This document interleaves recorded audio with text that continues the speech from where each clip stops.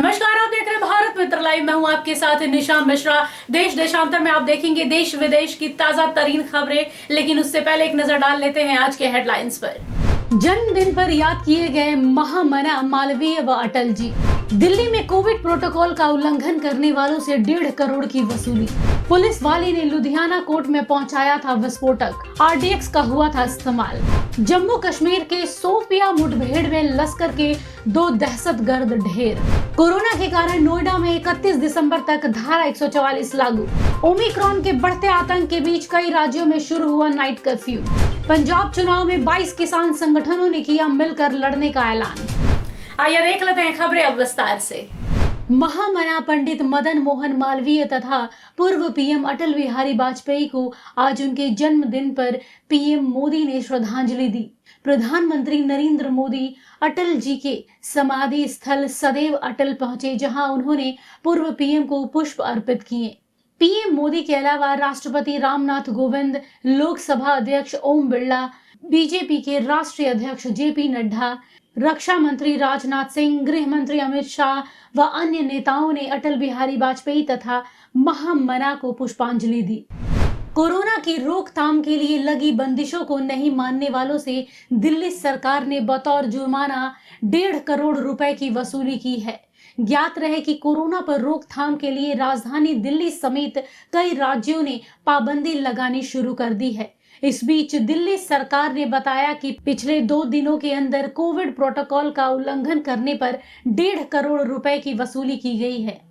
साथ ही पता चला कि कोविड प्रोटोकॉल के उल्लंघन के लिए दिल्ली पुलिस ने 163 एफआईआर भी दर्ज किए हैं। वहीं मास्क नहीं लगाना, शारीरिक दूरी का पालन नहीं करना और भीड़ जमा करने के 7,778 मामले दर्ज हुए हैं।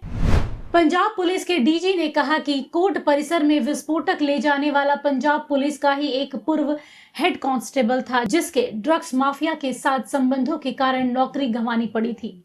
पुलिस ने फॉरेंसिक रिपोर्ट के आधार पर कहा है कि ब्लास्ट में आरडीएक्स का इस्तेमाल किया गया था। पुलिस के मुताबिक कोर्ट परिसर में जो धमाका हुआ उसमें आरोपी ने करीब 2 किलो आरडीएक्स का इस्तेमाल किया था। पुलिस ने कहा कि धमाके होने के बाद पानी का पाइपलाइन फट गया, जिसके चलते भारी मात्रा में विस्फोटक पदार्थ बह गया। बता दें कि जिस दिन धमाका हुआ उस दिन कोर्ट में हड़ताल चल रही थी, अन्यथा बड़ा नुकसान हो सकता था। जम्मू कश्मीर के सोपिया के चौगाम इलाके में शनिवार को सुरक्षा बलों के साथ मुठभेड़ में लश्कर-ए-तौयबा के 2 आतंकवादी मारे गए। आधिकारिक सूत्रों ने बताया कि मारे गए आतंकियों की पहचान ब्रारीपोरा के सज्जाद अहमद शेख और सोफिया और आचन पुलवामा के राजाबासीन नजीर के रूप में हुई है। नोएडा में कोरोना के बढ़ते मामले को देखते हुए प्रशासन ने पूरे गौतम बुद्ध नगर जिले में धारा 144 लागू कर दी है। पुलिस द्वारा इस संबंध में कुछ जरूरी गाइडलाइंस भी जारी किए गए हैं। सार्वजनिक जगहों पर कोरोना प्रोटोकॉल का पालन अनिवार्य कर दिया गया है। नियमों का उल्लंघन करने वाले व्यक्तियों के साथ पुलिस सख्ती के साथ पेश आएगी। किसी भी स्थान पर भीड़ एकत्र होने की अनुमति नहीं है। इसके साथ ही शादी समारोह में अधिकतम 100 लोगों को ही अनुमति मिल पाई है।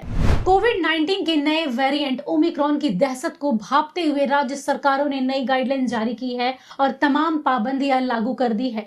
महाराष्ट्र में बीएमसी ने क्रिसमस और नए साल की पार्टियों पर बैन लगा दिया है, तो वहीं मध्य प्रदेश के बाद अब हरियाणा, गुजरात, यूपी समेत दूसरे राज्यों और केंद्र शासित प्रदेशों में रात्रिकालीन कर्फ्यू घोषित कर दिया गया है। इसके अलावा राष्ट्रीय राजधानी दिल्ली में सरोजनी नगर मार्केट में बढ़ती भीड़ के मद्देनजर ऑड इवन नियम अपनाने का फैसला लिया गया है।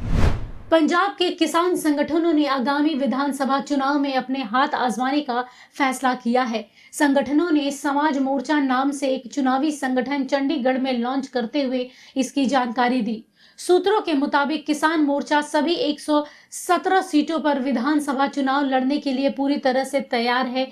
करीब 22 किसान संगठनों ने पंजाब चुनाव में उतरने का निर्णय लिया है। आज के लिए देश देशांतर में बस इतना ही। कल आपसे फिर मुलाकात होगी, तब तक देखते रहिए भारत मित्र लाइव। नमस्कार। अगर आपको हमारा ये वीडियो अच्छा लगा तो इसे लाइक करें, शेयर करें और हाँ, सब्सक्राइब करना ना भूलें।